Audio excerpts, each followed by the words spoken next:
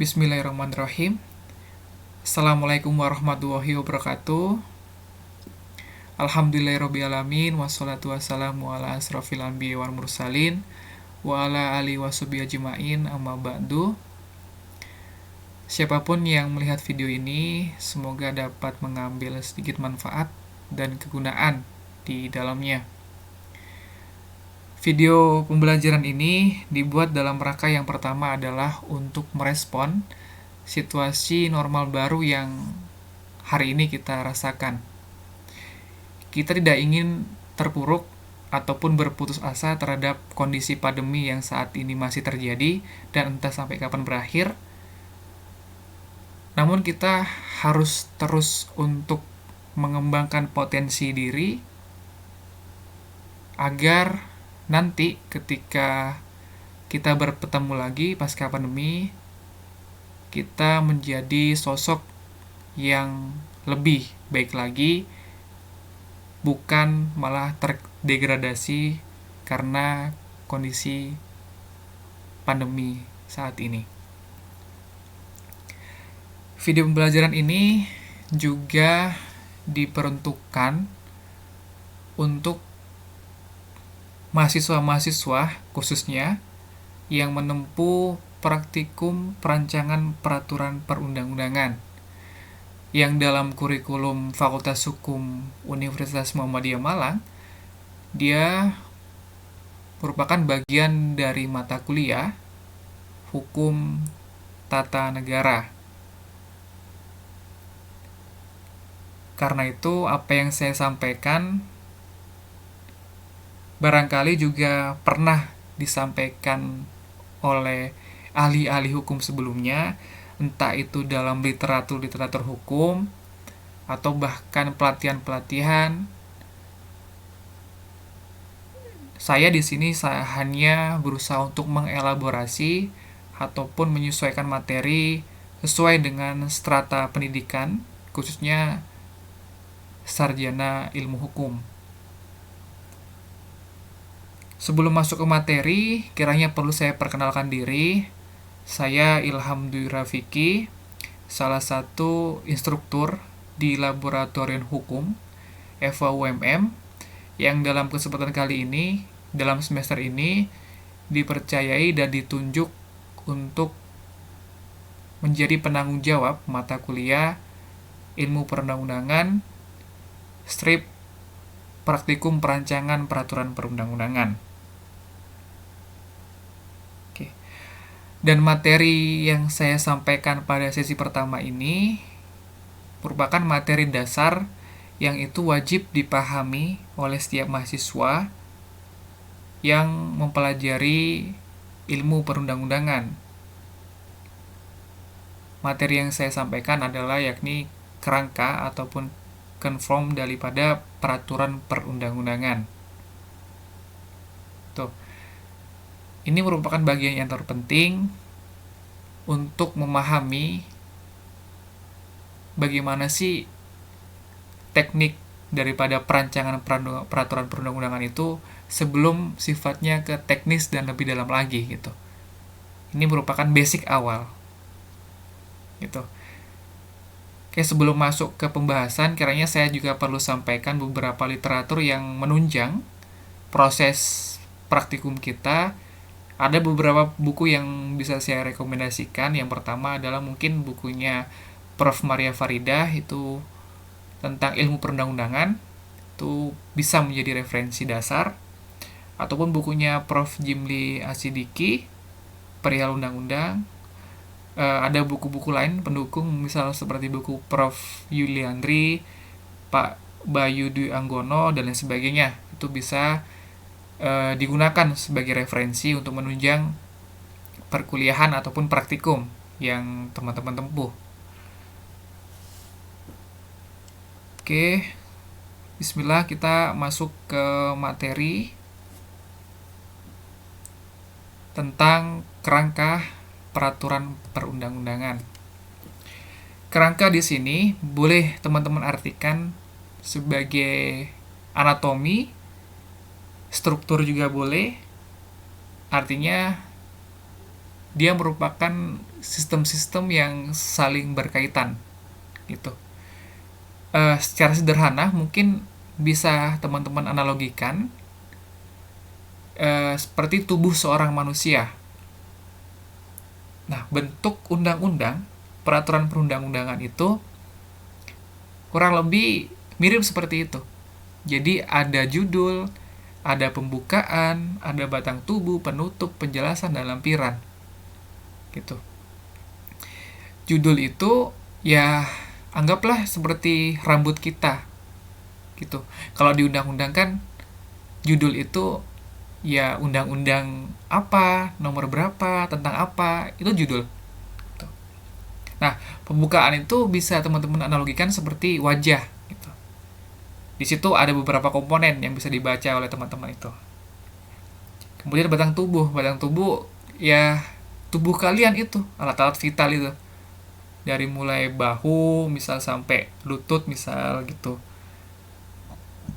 Kemudian penutup bisa dianalogikan sebagai betis kita, kaki kita, terus penjelasan lampiran itu merupakan telapak kaki kita. Itu sangat bisa dianalogikan seperti itu. Dan konstruksi pikiran teman-teman itu harus bisa memahami seperti itu, karena saya rasa lebih mudah ketika teman-teman membaca undang-undang dan sambil membayangkan hal itu gitu. Nah, ini ada beberapa unsur dalam struktur anatomi peraturan perundang-undangan. Ada pembukaan, dia berisi frasa dengan rahmat Tuhan Yang Maha Esa, jabatan pembentuk, konsideran, dasar hukum, diktum. Yang nantinya kesemuanya ini akan saya jelaskan lebih perinci di slide yang berikutnya. Dan di batang tubuh ini ada beberapa yang saya beri tanda dalam kurung jika diperlukan, artinya dia bukan merupakan hal yang mutlak, artinya sesuai dengan kebutuhan dalam undang-undang itu aja. Tuh. Jadi jika ditemukan atau teman-teman temukan ketika melihat undang-undang itu kok tidak ada, jangan menjadi persoalan itu, karena memang dia sifatnya alternatif gitu. Jika dibutuhkan saja, jika diperlukan saja. Oke, next bisa saya mulai dengan masuk kepada poin yang pertama, yakni adalah poin judul. Apa sih itu judul? Judul itu ya pada umumnya merupakan sebuah hal, kalimat yang itu merepresentasikan suatu hal. Ya, kita punya makalah, kita punya skripsi, kita punya acara, kan ada judulnya. Dan judul itu pasti dia mewakili apa di balik itunya, gitu. Jadi rumusan judul dalam undang-undang itu dia selalu memuat jenis, nomor, tahun, dan penetapan pengundangan dan nama resminya. Nah, maksudnya jenis itu apa sih? Jenis itu jenis produk hukumnya, peraturan perundang-undangannya. Kita kembali kepada undang-undang yang kita harus pegang dan kita harus pahami. Undang-Undang Nomor 12 Tahun 2011 sebagaimana diubah di Nomor 15 Tahun 2019. Jadi jenis itu kita kembali kepada pasal 7 Undang-Undang Nomor 12 Tahun 2011 yang dari Undang-Undang Dasar sampai peraturan daerah. Itu kita harus pahami dulu itu. Jadi jenis itu berkaitan dengan jenis peraturan perundang-undangan. Karenanya di setiap produk hukum itu selalu diawali misal Undang-Undang Republik Indonesia atau peraturan pemerintah ataupun peraturan presiden dan lain sebagainya. Nah, yang saya contohkan ini kebetulan semuanya undang-undang. Karena undang-undang nanti ada beberapa jenis ya, itu berkaitan dengan nama resminya. Gitu. Terus nomor jelas, tahunnya juga jelas. Ini sangat mudah ya, langsung bisa dibaca, nggak perlu kita memahami lebih susah lagi gitu. Nah, ini yang perlu saya katakan. Undang-undang itu ada beberapa tipe, dan yang kita kaji dalam praktikum perancangan undang-undang ini, kita tekankan bahwa yang kita kaji adalah undang-undang dalam bentuk yang awal. Tuh, ataupun bentuk awal itu artinya yang orisinal gitu. Belum perubahan ataupun belum diubah. Nah, ini ada kan yang kita kaji itu lebih pada undang-undang yang sifatnya awal gitu, belum diubah. Misal contoh kayak di Undang-Undang 12 tahun 2011 itu kita kaji. Semua strukturnya di situ lengkap. Nah, kalau sudah perubahan, dia nggak lengkap lagi. Mengapa nggak lengkap? Karena perubahan itu dia hanya merubah beberapa norma aja, ketentuan aja. Makanya kalau kalian download undang-undang perubahan itu, paling ya nggak sampai 10 halaman gitu. Karena memang dia berisi hanya norma-norma yang diubah aja, gitu. Ya, kemudian juga ada Perpu menjadi undang-undang, penetapan Perpu menjadi undang-undang. Jadi undang-undang itu kan hierarkinya kan dia sejajar dengan Perpu. Jadi dan Perpu itu ketika dibentuk oleh presiden itu kemudian harus dibentuk ataupun disahkan menjadi undang-undang. Nah, disahkan undang-undang itu kemudian muncullah undang-undang nomor berapa tentang penetapan Perpu tentunya. Nah, ini pun bahkan kalau teman-teman download dan coba kaji, paling ya sampai 3-4 halaman, 2 bahkan gitu. Karena dia nggak mencantumkan seluruh normanya lagi, nggak. Hanya berisi klausul mengenai menetapkan Perpu menjadi undang-undang, itu aja. Nah, ini saya contohkan di Undang-Undang Kehutanan. Tuh. Kemudian juga ada di sifatnya konvensi internasional, kemudian diratifikasi dan disahkan menjadi undang-undang. Nah, ini pun nggak kita kaji karena biasanya juga isinya nggak semua ketentuan atau kaidah dalam konvensi itu diartikan dalam undang-undang, itu nggak gitu. Biasanya cuma kalimatnya hanya mengesahkan konvensi ini di dalam undang-undang itu. Gitu. Nah, kemudian yang kita kaji adalah undang-undang dalam arti bentuk awalnya. Itu yang kita kaji.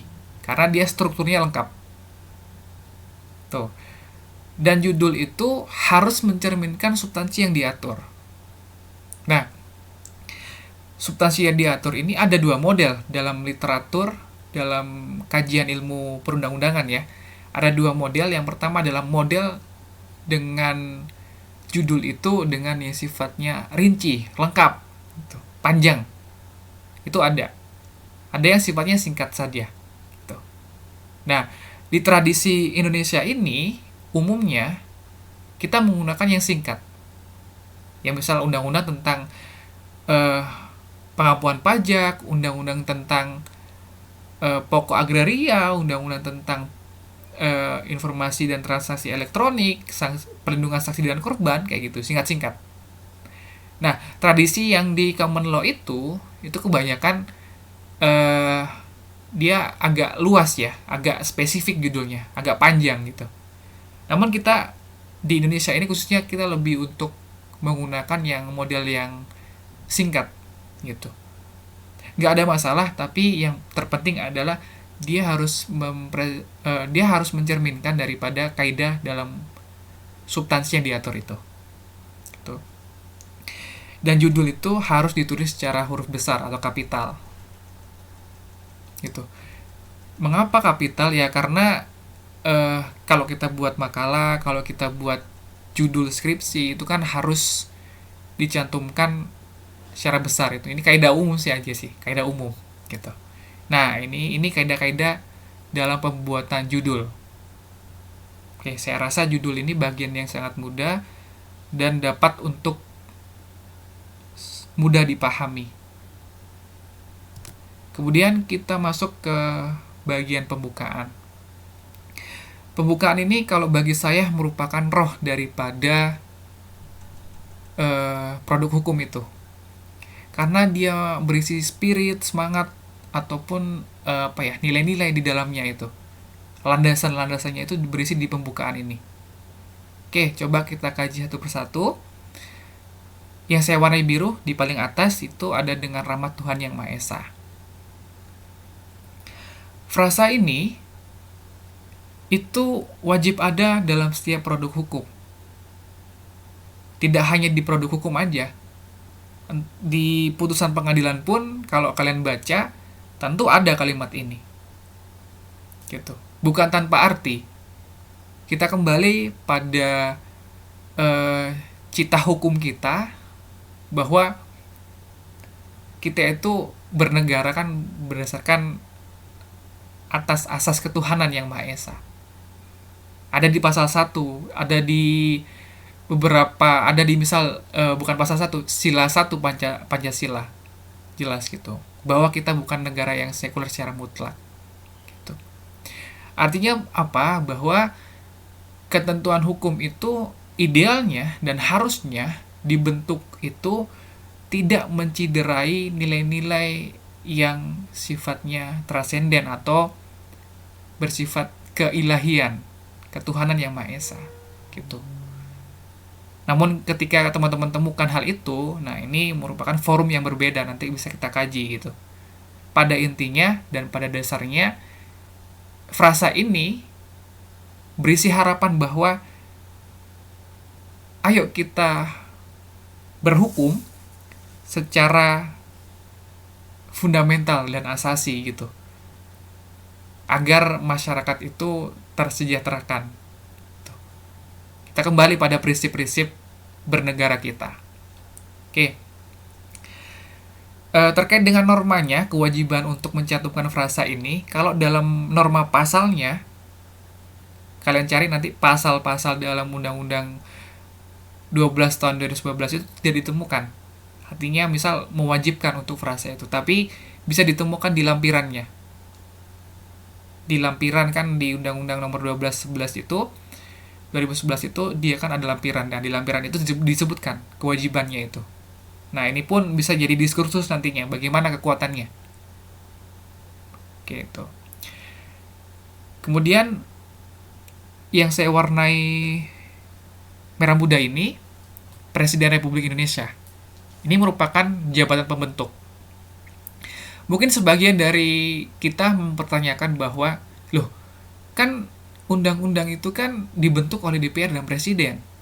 Mengapa kok jabatan pembentuk itu hanya diberi nama Presiden? Tuh. Jangan lupa, kita menganut sistem pemerintahan yang sifatnya presidensial, kalau tidak salah ya, gitu. Artinya nggak, walaupun pembentukan hukum itu, pembentukan undang-undang itu dibentuk oleh DPR dan Presiden, tapi ingat, yang mengesahkan itu Presiden. Nah, ini yang menjadi alasan mengapa kok jabatan pembentuk itu Presiden. Gitu. Jadi, untuk keterangan jabatan pembentuk itu dalam undang-undang itu pasti dia Presiden. Kalau kita bandingkan dengan perda, tentu kalau perdanya sifatnya perdanya provinsi, kemudian perda misal kabupaten atau kota, ya misal wali kota ataupun gubernur dan lain sebagainya gitu. Tergantung jabatan pembentuk ini, tergantung hierarkinya. Kita kembali pada hierarkinya itu. Kalau tingkatannya undang-undang ya tentu presiden. Kalau tingkatannya perda ya tentu gubernur ataupun wali kota, bupati dan seterusnya. Oke, kemudian nah, yang di warna kuning ini yang ada kalimat menimbang itu, ini namanya konsideran menimbang. Gitu. Dihafal namanya biar nanti ketika entah itu presentasi, entah itu memberikan forum gitu, biar terlihat keren gitu. Jadi konsideran menimbang itu dia berisi landasan menimbang atau landasan mengapa sih undang-undang ini dibentuk. Gitu. Jadi kebutuhannya apa, alasannya apa gitu undang-undang ini dibentuk. Nah, itu di landasan menimbang. Dan di dalam landasan menimbang ini, itu idealnya dia berisi 3 landasan. Filosofis, sosiologis, dan politis. Nah, apa sih landasan filosofis ini? Landasan filosofis itu dia merupakan landasan nilai, ya. Kalau di sistem hukum kita itu sering dibahasakan oleh beberapa ahli hukum itu, cita hukumnya apa sih gitu. Cita hukum dari undang-undang ini apa sih gitu. Cita hukum itu kan kita kembali pada misal Pancasila, misal preambul pembukaan Undang-Undang Dasar dan Undang-Undang Dasar juga isinya gitu. Itu filosofisnya seperti itu. Ataupun makna lain di dalam hal itu. Itu filosofis. Nah, kalau sosiologis itu dia lebih pada kebutuhan hukum di masyarakat. Jadi masyarakat butuh apa sih? Kok undang-undang ini dibuat gitu. Dia lebih sifatnya empiris kalau sosiologis itu. Kondisi sosial yang ada. Nah, kalau politis itu di sini landasan politis itu bukan dalam konotasi negatif ya, tapi kebijakan untuk bisa mendukung pembuatan undang-undang itu. Nah, di contoh yang saya paparkan ini, saya mengambil contoh undang-undang tentang pengampuan pajak gitu. Karena dia dibentuk di tahun 2016 gitu. Nah, coba kita kaji satu persatu. Di landasan menimbang, konsideran menimbang, mana sih yang landasan filosofis, sosiologis, dan politis, ada nggak sih di situ? Gitu. Poin A. Silakan teman-teman baca sampai selesai dan dicermati. Ini, kalau boleh saya tafsirkan, ini itu landasan filosofis yang poin A. Mengapa? Karena jelas dia bertujuan untuk memakmurkan seluruh rakyat Indonesia, merata dan adil gitu kan. Kalimat-kalimatnya itu, diksi katanya, pilihan katanya itu kan cenderung sifatnya yang bernilai banget gitu loh. Jadi agak abstrak tapi ada unsur-unsur nilainya gitu. Nah, itu filosofis banget. Nah, di poin A ini nanti kalian ketika mengkaji beberapa produk hukum juga kalian pasti temukan. Biasanya itu umumnya bahwa undang-undang ini dibentuk berdasarkan misal Pancasila, terus preambul mencerdaskan kehidupan bangsa dan sebagainya, terus sampai undang-undang dasar pasal per pasalnya itu. Umumnya seperti itu. Nah, itu landasan filosofis. Jadi landasan cita hukumnya itu apa sih? Tuh. Nah, kemudian yang B, ini lebih ke sifatnya sosiologis. Kalau boleh saya bilang, karena apa? Kalian boleh cermati dan tafsirkan ada di kalimat diperlukan kesadaran kepatuhan masyarakat dengan mengoptimalkan semua potensi sumber daya yang ada. Bahwa untuk memenuhi kebutuhan penerimaan pajak yang terus meningkat. Jadi kebutuhan itu kan dilihat dari realitas sosial yang ada gitu. Dan poin B ini kalau menurut saya itu adalah alasan sosiologis. Yang poin C kalau saya rasa ini jelas sosiologis. Kenapa? Karena bahwa kesadaran dan kepatuhan masyarakat dalam melaksanakan kewajiban perpajakan, nah jelas dia larinya ke kesadaran masyarakat. Kayak seperti yang tadi bilang itu. Dia lebih ke arah nuansa sosiologis lah gitu. Dan yang poin D ini politis. Mengapa? Karena ada di kalimat terakhir perlu menerbitkan kebijakan pengampuan pajak. Gitu. Nah, apa yang saya katakan tadi itu tentu merupakan tafsiran saya sendiri gitu untuk mempermudah kalian bagaimana sih membaca konsideran menimbang ini. Namun tafsiran ini kan masih sangat-sangat bisa untuk diperdebatkan gitu. Karena masih di tafsiran-tafsiran yang sifatnya cepat saja tadi. Dan yang poin terakhir biasanya dalam konsideran menimbang itu selalu digunakan dengan kalimat-kalimat bahwa berdasarkan pertimbangan sebagaimana dimaksud. Kalau dia ada ABCD berarti 4. Kalau dia cuma 4 konsideran berarti cuma ABC gitu. Ini apa ya? Lebih ke sifatnya bukan masuk dalam landasan 3 tadi. Cuma formalitas saja. Ketentuan formal aja. Gitu. Oke, selain 3 landasan itu sebenarnya saya sedikit tambah wawasan sedikit Di bukunya Prof. Jimli, Perihal Undang-Undang itu, beliau menambah salah satu landasan lagi. Beliau sebut landasan eh, administratif kalau tidak salah. Gitu. Jadi landasan administratif itu bukan kata menimbang atau mengingat, tapi memperhatikan. Kuncinya kata memperhatikan. Nah, kata memperhatikan ini kalau kalian riset dan kaji sangat mungkin susah ya menemukannya ya gitu. Tapi di bukunya Prof. Jimli itu beliau kasih gitu. Memang ada gitu, tapi memang jarang untuk dibuat dalam undang-undang gitu. Khususnya hari ini, belakangan ini gitu. Tuh.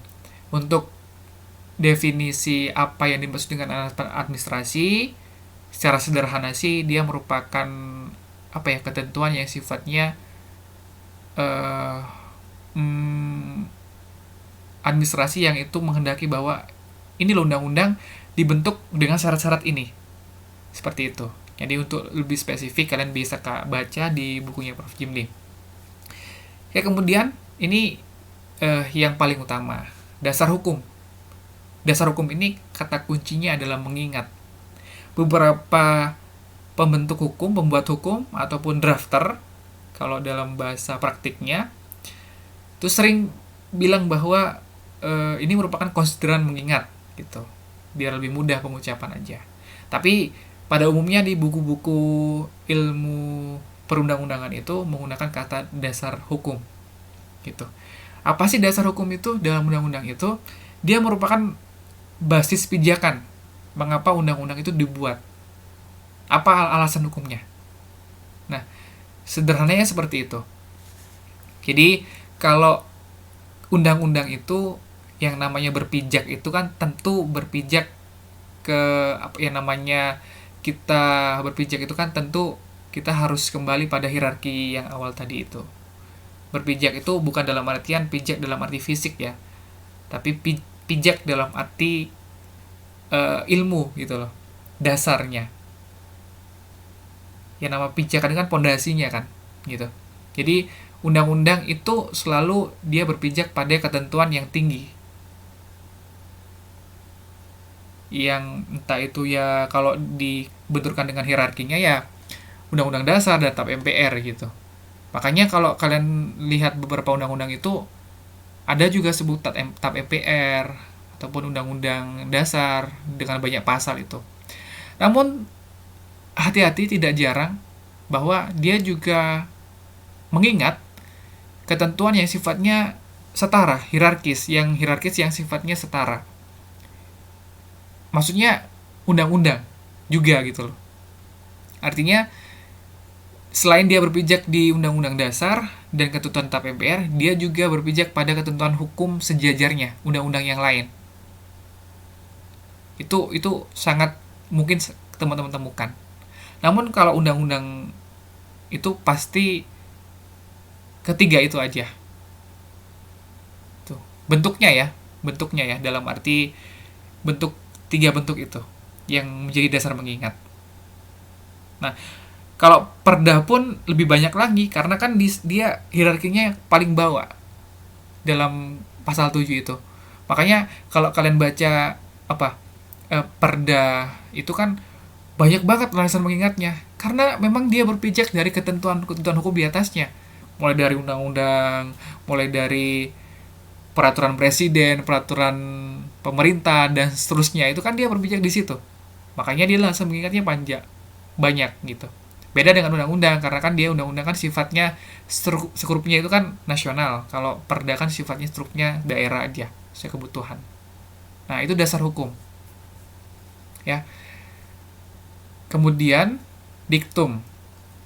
Diktum itu sederhananya itu sebenarnya ini berasal dari bahasa Belanda kalau tidak salah ya.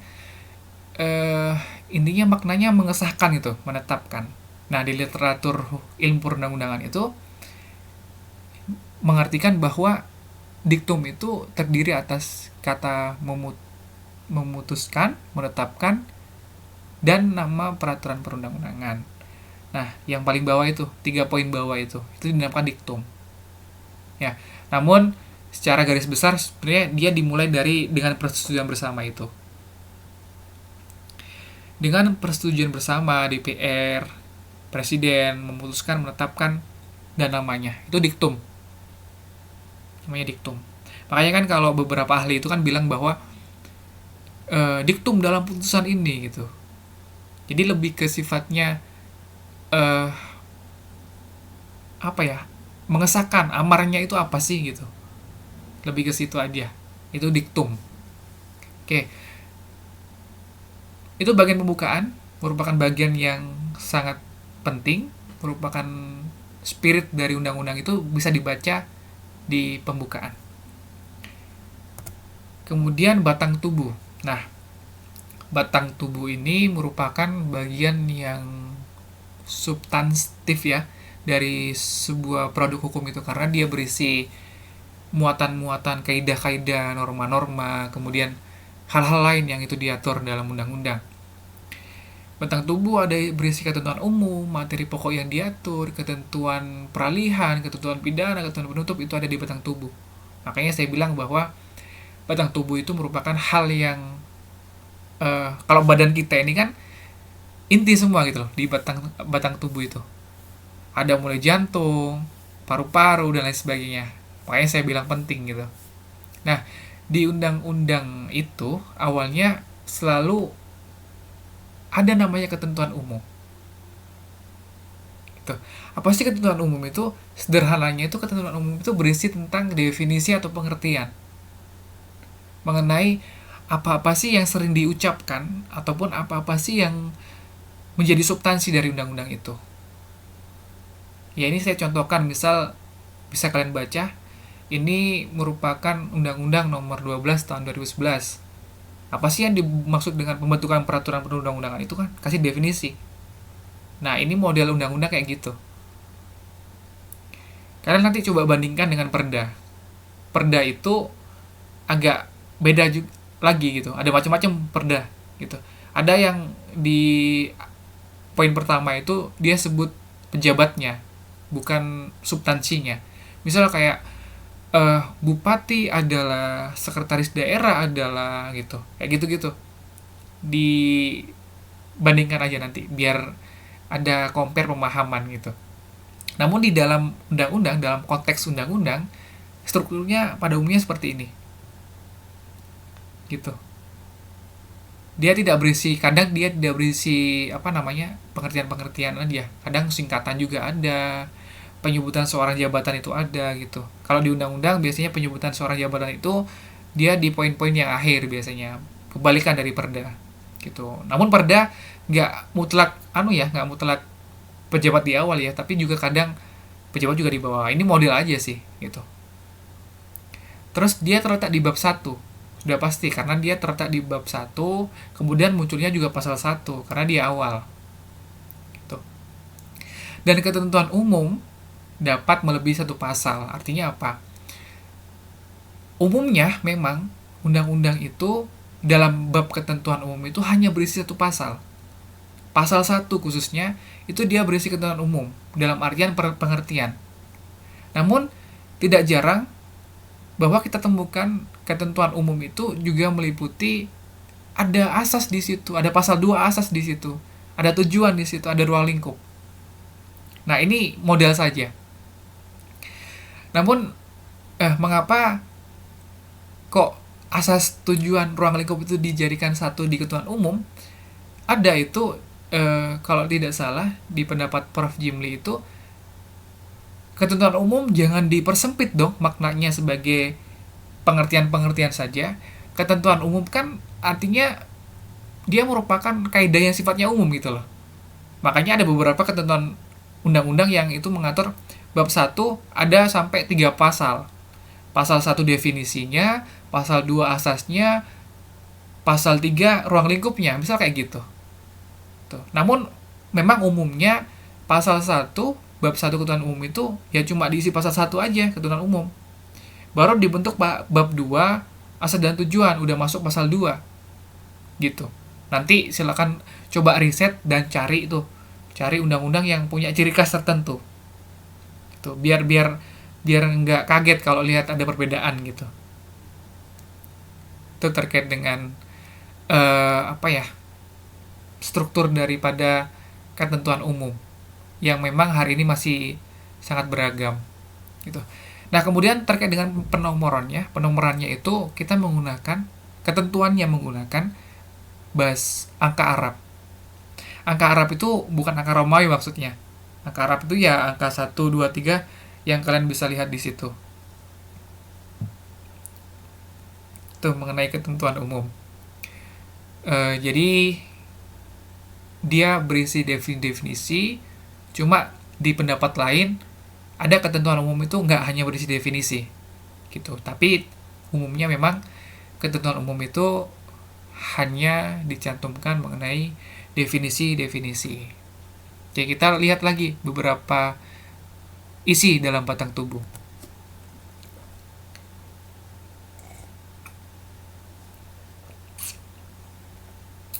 Oke, materi pokok yang diatur. Nah, materi pokok yang diatur ini berisi mengenai kaidah-kaidah, norma-norma, ataupun jalinan konsepsi dari pasal per pasal itu. Artinya, karena dia sifatnya materi pokok ini kan tidak dapat dibatasi, artinya apa? Dia luas sesuai dengan kebutuhan dari undang-undangnya itu, produk hukumnya itu. Kita nggak bisa buat pakem, artinya misal ada ketentuan hukum yang bilang bahwa materi pokok itu harus dibuat dari pasal 2 sampai pasal 100 titik. Dari bab 2 sampai bab 12 misal titik gitu. Itu nggak bisa. Kenapa nggak bisa? Nanti akan sulit. Karena tiap undang-undang itu kan punya kebutuhan masing-masing. Itulah yang melandasi mengapa materi pokok yang diatur itu tidak dapat dibatasi. Artinya, tapi untuk mengukur bagaimana atau di mana sih materi pokok itu, kita dapat melihat sebelum dan setelahnya itu. Jadi, materi pokok itu secara mudahnya itu dia berada setelah bab ketentuan umum. Biasanya dia di pasal 2. Entah itu berisi tentang hak dan kewajiban dan lain sebagainya. Atau bahkan langsung berisi tentang substansi pokoknya, itu pada intinya setelah bab ketentuan umum. Babnya ya, jangan dibaca pasalnya, karena tadi saya bilang bahwa ketentuan umum itu masih ada beberapa macam bentuk. Ada pasal umum yang berisi pasal 1, 2, dan 3, ada juga pasal 1 aja gitu. Ukurannya tetap kalian harus kembalikan ke babnya itu tadi. Bab ketentuan umum. Gitu. Dan dia berada sebelum ketentuan pidana atau ketentuan peralihan jika bab ketentuan pidana tidak ada, karena alternatif kan gitu. Dibaca aja, nanti dicari di bagian-bagian akhir ada ketentuan pidana enggak gitu. Kalau ada ketentuan pidana berarti sebelum ketentuan pidana itu semua materi pokok. Atau nggak ada ketentuan pidana berarti dari ketentuan peralihan itu semua materi pokok. Sebelum ketentuan peralihan itu semua materi pokok gitu. Itu ya. Itu terkait materi pokok yang diatur. Nah, materi pokok yang diatur ini sifatnya kita kembali lagi ya pada pelajaran di pengantar ilmu hukum. Kita kan diajarin apa itu norma, isinya apa aja, hukum itu apa, kan gitu. Kita kenal teori-teori yang bilang bahwa norma itu ya berisi perintah, larangan, sanksi, ataupun pemberian izin, wewenang, dan lain sebagainya. Gitu. Itu materi pokok itu mengandung hal itu. Pasal-pasal yang mengandung muatan norma itu. Norma hukum khususnya. Oke, itu materi pokok. Silakan untuk membacanya, dibaca babnya aja nanti ketika membuka beberapa undang-undang itu. Biar nggak kesulitan. Oke, kemudian masih di batang tubuh, ketentuan pidana. Nah, ketentuan pidana dalam kurung jika diperlukan. Artinya jika diperlukan itu, dia sesuai kebutuhan aja gitu. Kayak tadi saya bilang, kalau di materi pokok yang diatur itu banyak memuat kaidah tentang larangan, sudah pasti potensi untuk ada ketentuan pidana itu besar. Karena kan yang namanya larangan itu kan ada batasan. Kita nggak boleh, misal kita nggak boleh mencuri. Kalau kamu mencuri ada konsekuensi. Nah, konsekuensi itu dalam dunia hukum namanya sanksi pidana. Itu namanya sanksi maksudnya. Gitu. Makanya tergantung kebutuhannya apa. Makanya dia nggak mutlak. Ada yang undang-undang itu hanya mengatur mengenai administrasif aja. Misal kayak undang-undang misal APBN misal kayak gitu ya. Nah, itu kan cuma nggak ada sifat-sifatnya yang mengatur secara detail masalah larangan kayak gini. Itu kan masalah kenegaraan aja, administratif. Nah, itu biasanya nggak ada ketentuan pidananya gitu. Kemudian eh, ketentuan pidana ini adanya di undang-undang sama perda. Nah, mengapa ada di undang-undang dan perda? Karena peraturan di bawah undang-undang itu, misal kayak peraturan pemerintah, peraturan presiden, dia hanya peraturan pelaksana aja kalau orang-orang bilang. Mengapa kok peraturan pelaksana? Karena dia didelegasi dari norma dalam undang-undang. Gitu. Misal ada kalimat gini misal, bahwa ketentuan mengenai pendaftaran merek akan diatur lebih lanjut pada peraturan pemerintah. Nah, itu ketika sudah masuk ke peraturan presiden, peraturan pemerintah, itu sifatnya teknis sudah. Nah, yang namanya teknis itu tidak boleh mengatur mengenai ketentuan pidana. Gitu. Nah, nanti untuk membandingkan hal itu kalian baca peraturan eh, presiden, peraturan pemerintah itu gimana sih nuansanya, nanti bisa kebaca kok gitu.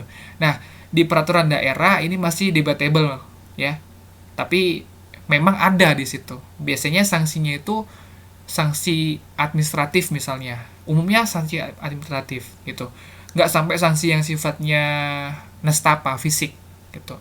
Namun kaidah ketentuan pidana dalam pembuatan peraturan hukum, kita kembali pada ketentuan hukum dalam pasal 10 KUHP itu dengan beberapa perkembangan hingga saat ini gitu. Itu kaidahnya di situ. Di beberapa literatur khususnya buku ilmu perundang-undangan menyebutkan seperti itu. Tetap berpijak pada aturan-aturan atau kaidah-kaidah pemidanaan di KUHP.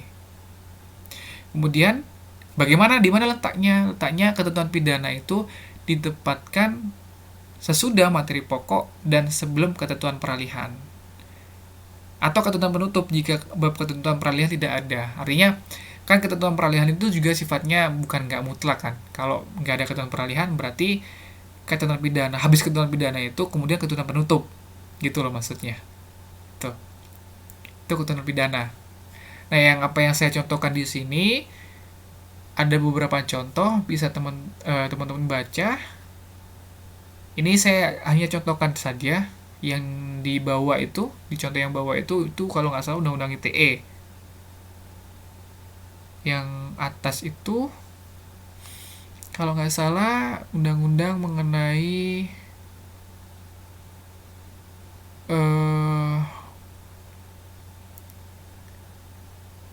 kalau nggak salah sistem peradilan anak, kalau nggak salah itu. Nanti boleh dicek lagi. Artinya saya ingin menekankan bahwa ini loh model undang-undang hari ini itu sanksinya. Jadi ada kata ini kan, kalian bisa baca kan, sanksi itu kan ada sifatnya, modelnya dua, ada yang kumulatif, alternatif, atau pergabungan, ada dua itu. Kata kuncinya ada di kata ini, dipidana dengan pidana penjara paling lama 2 tahun atau denda paling banyak. Artinya kalau atau itu kan sifatnya alternatif, aku bisa dipidana atau dikenai denda. Beda kalau misal pakai dan atau itu bisa pilih dua-duanya. Kalau pakai dan berarti dua-duanya juga, di penjara juga denda kayak gitu. Itu model sanksi saja. Nanti saya akan terangkan lebih lanjut lagi di materi mengenai ragam bahasa. Oke, kemudian ketentuan lain-lain. Nah, ketentuan lain-lain ini kalau di literatur buku ilmu perundang-undangan sangat jarang ya, sangat jarang diuraikan. Namun seiring perkembangnya ini dia mulai eksis gitu. Dalam bukunya Prof. Jimli dia mulai dia ditambah gitu. Kalau saya bandingkan dengan bukunya Prof. Maria Farida, beliau tidak menyebutkan adanya ketentuan lain-lain. Namun di bukunya Prof. Jimli disebutkan dengan bahasa ketentuan tambahan, ya. Tapi kalau dalam undang-undang itu dia disebutnya ketentuan lain-lain. Tentu dalam tanda kurung ya, jika diperlukan juga. Namun sangat jarang ada dalam undang-undang ya, gitu. Di undang-undang yang sifatnya tertentu aja. Apa isinya ketentuan lain-lain? Dia itu isinya merupakan ketentuan yang sifatnya dianggap penting, tapi bukan merupakan materi pokok dari undang-undang itu. Nah, ini saya contohkan di Undang-Undang Pemerintahan Daerah. Intinya lebih ke sifatnya mengingatkan bahwa kamu nggak bisa lepas dari undang-undang ini. Gitu. Misal ini ya, ketentuan dalam undang-undang ini berlaku juga bagi provinsi daerah istimewa, Yogyakarta, Jakarta, Aceh, Papua, dan lain sebagainya. Artinya, walaupun kamu daerah istimewa, ya kamu tetap kena aturan pemerintah daerah. Tuh. Jadi, dia sifatnya penekanan sih kalau boleh saya bilang itu. Ketentuan lain-lain. Nah, nanti ciri khasnya itu sangat nampak. Nah, namun pada umumnya saya bilang kan tadi itu pada umumnya tidak ada, karena memang ketentuan lain-lain ini kalau dia berisi kaidahnya nggak banyak ya, artinya cuma satu pasal misalnya itu. Nah, kadang dia dikasihkan atau diletakkan di ketentuan penutup. Gitu. Jadi digabungkan aja jadi ketentuan penutup. Nanti saya jelaskan apa ketentuan penutup itu. Gitu. Nah, karena undang-undang peraturan pemerintahan daerah ini sifatnya banyak dan ketentuan lainnya itu banyak, ya mungkin membentuk hukum pada waktu itu perlu untuk membentuk bab baru.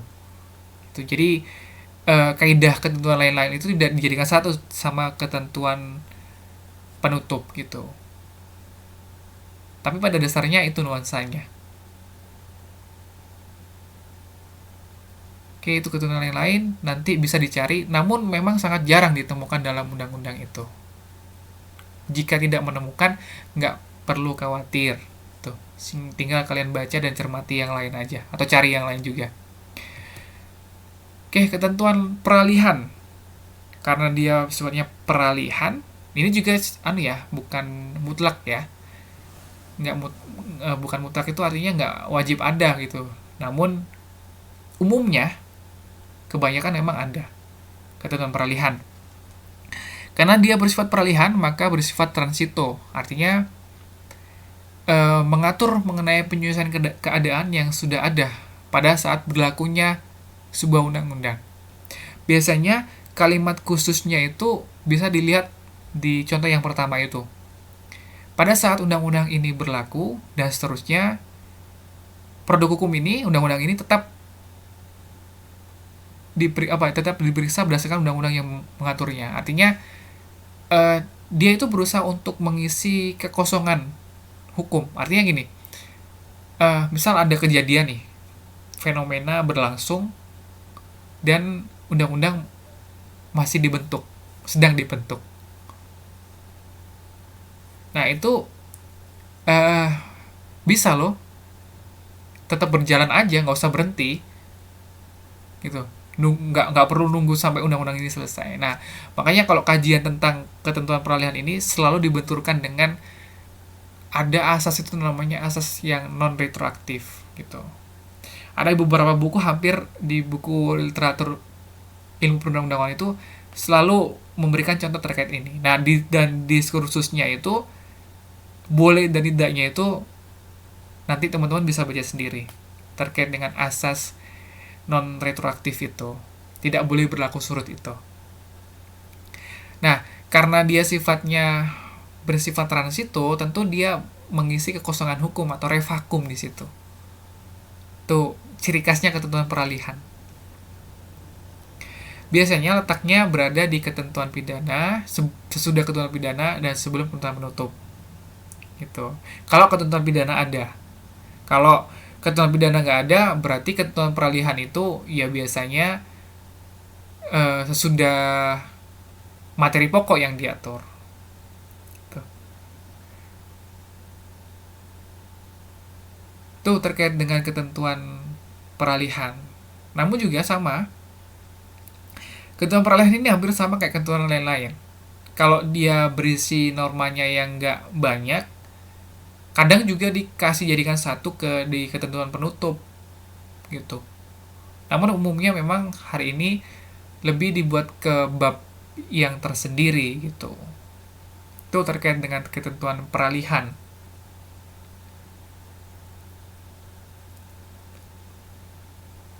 Kita next ke yang lain.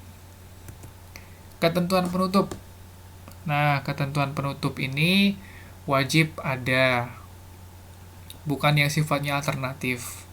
Kalau teman-teman temukan dalam undang-undang itu pasti ketemu, nggak mungkin nggak. Tuh. Dia merupakan bagian akhir dari undang-undang. Apa isinya apa aja? Penunjukan organ atau lembaga yang melaksanakan peraturan perundang-undangan yang bersangkutan. Artinya, ini misal lihat di yang kanan ya. Ini kalau tidak salah undang-undang mengenai perlindungan saksi dan korban kalau nggak salah. Jadi ada kalimat yang khas di situ. Biasanya dalam waktu berapa gitu undang-undang ini berlaku dengan ketentuan apa gitu. Juga yang kalau di contoh yang kiri ini yang juga khas. Khasnya itu kalimat yang ini loh. Pada saat undang-undang ini berlaku, semua peraturan perundang-undangan yang merupakan peraturan pelaksana dari peraturan perundang-undangan di bagian paten sebelum undang-undang ini berlaku dinyatakan masih tetap berlaku supaya tidak bertentangan. Nah, itu ketentuan penutup. Khasnya di situ. Ada juga berisi singkatan juga kalau ada singkatan dan lain sebagainya. Nah, ini yang tentang LPSK tadi itu, ini saya sengaja kasih contoh bahwa dia nggak cuma memberikan batasan waktu saja. Batasan waktu itu artinya undang-undang ini harus ditetapkan jangka waktunya berapa gitu. Nah, ada juga penunjukan lembaga itu apa sih maksudnya ya? Kayak gini loh, kayak di pasal 105 ini. Dalam waktu paling lama 5 tahun setelah berlakunya undang-undang ini, setiap kantor kepolisian itu wajib memiliki penyidik. Kejaksaan wajib penuntut umum. Ini tapi penyidik, penuntut umum, dan hakim dalam arti LPSK kan, gitu. Dalam arti undang-undang ini. Tuh. Kaidah-kaidahnya itu saya sebutkan, misal kayak pemberian singkatan, ketentuan tentang pengaturan, ketentuan tentang saat mulai berlakunya, ini ketentuan yang khas yang ada dalam ketentuan penutup. Sangat mudah dipahami ketentuan penutup itu. Oke, kemudian penutup. Ingat, penutup beda dengan ketentuan penutup. Ya, itu harus diingat-ingat. Nah, ini pengalaman saya ketika mengajarkan kerangka peraturan perundang-undangan ini seringkali kebulak-balik antara ketentuan penutup dan penutup. Penutup itu isinya apa sih? Nah, ini saya langsung tampilkan contohnya. Semua ini ketentuan penutup. Mulai dari disahkan, perintah untuk menggunakan ke lembaran negara, penandatanganan, nomornya, dan lain sebagainya. Nah, kaidah-kaidah yang teman-teman baca ini ada contohnya yang saya contohkan ini. Juga ada kewajiban untuk ada kalimat yang khas biasanya yang paling atas. Agar setiap orang mengetahuinya, memerintahkan pengundangan undang-undang ini dengan penempatannya dalam lembaran negara gitu. Nah, kalau sifatnya daerah ya, di perda misal saya kalau buat perda, teman-teman buat perda itu bisa jadi lembaran daerah, berita daerah dan seterusnya. Nah, bagian ini merupakan penutup. Ingat-ingat ya, bedakan dengan ketentuan penutup. Kalau penutup itu dia berisi pengundangan, penandatanganan, tanggal dan lain sebagainya. Itu ketentuan itu penutup. Kalau penutup itu dia lebih sifatnya masih di dalam bentuk pasal. Itu sederhananya gitu. Kalau ketentuan penutup dia masih dalam bentuk struktur pasal, materi pasal. Kalau penutup tidak sudah. Gitu. Oke. Kemudian next ke penjelasan. Nah, penjelasan ini nggak harus ada ya dalam undang-undang. Sesama kayak sesuai kebutuhan aja gitu. Tapi hampir kebanyakan umumnya itu undang-undang hari ini itu memberikan penjelasan. Nah, dalam penjelasan itu ada penjelasan umum dan penjelasan demi pasal. Penjelasan umum ini dia merupakan uraian lanjut daripada konsiderannya itu. Khususnya konsideran menimbang, pembukaan maksudnya. Jadi, pembukaan yang dicantumkan di pembukaan tadi itu kemudian diuraikan lebih spesifik lagi di penjelasan yang umum. Makanya kan kalau kita nulis, biasanya itu di pengantar-pengantar awal-awal itu kan biasanya kita baca undang-undangnya, khususnya di bagian umumnya itu apa. Dia alasannya apa sih dibentuk gitu. Karena bahasa dalam penjelasan umum ini bahasa yang agak akademis gitu loh. Bukan bahasa undang-undang dalam arti normanya itu. Gitu. Dia berisi apa sih penjelasan itu? Berisi mengenai keterangan. Kalau pasal demi pasal, ya berusaha untuk memberikan tafsiran mengenai pasal itu, frasa itu, atau frasa dalam pasal itu artinya apa sih? Kalau dirasa belum jelas ya dikasih keterangan. Kalau dirasa cukup jelas ya cukup jelas gitu. Nah, bagian penjelasan ini merupakan bagian daripada kalau di bahasa-bahasa ilmu hukum itu namanya original intent daripada pembentuk undang-undang. Jadi, kalau aku kaji undang-undang itu nggak selesai di pasal, misal. Oh, pasal 2 ini sebutnya kayak gini. Apa sih maksudnya? Nah, kemudian ditafsirkan di penjelasan. Nah, tafsiran dalam penjelasan ini, tafsiran pembentuk hukum yang disebut sebagai original intent. Punya kekuatan dia. Ya, kita kembali lagi ke penafsiran di pengantar ilmu hukum itu kan ada beberapa penafsiran kan. Autentik dan lain sebagainya itu kan ada itu. Nah, di dalam penjelasan, dia tidak boleh berisi norma hukum baru ataupun ketentuan lanjut sebagai diatur dalam undang-undang. Misal, kayak tadi saya bilang bahwa ketentuan mengenai pendaftaran merek kan akan dibentuk lebih spesifik dalam peraturan pemerintah. Nah, ketentuan pendaftaran merek itu nggak boleh muncul secara spesifik membahas tentang itu dalam penjelasan, itu nggak boleh. Ya, makanya dia kan hanya berisi penjelasan, tidak boleh berisi norma hukum baru yang bersifat tadi itu. Ada yang mengatur, ada yang sifatnya memberikan larangan, nggak boleh. Karena dia sifatnya penjelasan aja, tafsiran aja. Itu penjelasan. Nah, kemudian lampiran. Lampiran ini hanya ada beberapa ketentuan ya. Nah, kebetulan karena kita belajar merancang produk hukum, itu di Undang-Undang 12 tahun 2012, Undang-Undang nomor 12 tahun 2011 itu ada. Lampirannya lumayan banyak, dan di situ insya Allah apa yang saya sampaikan di pertemuan hari ini, pertemuan nanti juga, itu kebanyakan di situ juga ada. Gitu. Jadi untuk memahaminya silakan dipelajari di bagian lampiran-lampiran itu. Nah, lampiran itu juga harus ada, maksudnya pendelegasiannya itu biasanya harus ada ketentuannya di dalam norma, dalam pasal muat materi pokok itu. Biasanya gini kalimatnya, bahwa mengenai teknis daripada pembentukan hukum akan diatur lebih lanjut, akan diatur dalam lampiran gitu. Biasanya seperti itu ya. Artinya di pasal itu ada disebutkan juga lampirannya apa. Intinya gini, ada sebuah pasal yang menghendaki harus dibentuk lampiran. Itu lampiran. Nah, lampiran itu kadang juga berisi tentang gambar, lokasi, grafik, dan sebagainya. Kalau di misal kalau perpajakan ya misal ya ada misal penghitungannya bagaimana, itu kan ada tuh biasanya di ketentuan lampirannya itu. Nah, lampiran dalam undang-undang itu jarang.